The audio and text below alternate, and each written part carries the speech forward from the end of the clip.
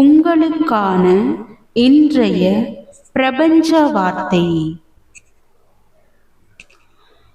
நமக்கு ஏற்படும் பிரச்சனைகளுக்கு தீர்வு கிடைக்காமல் போவதற்கு முக்கிய காரணமே நம் மனம்தான்.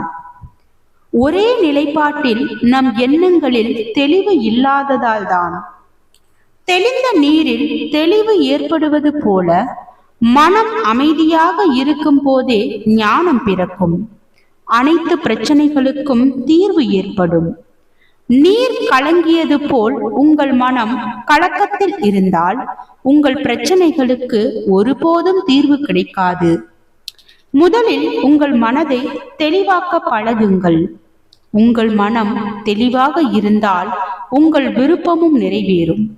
உங்கள் வாழ்க்கையும் தெளிவாக இருக்கும். வாழ்க வளமுடன்.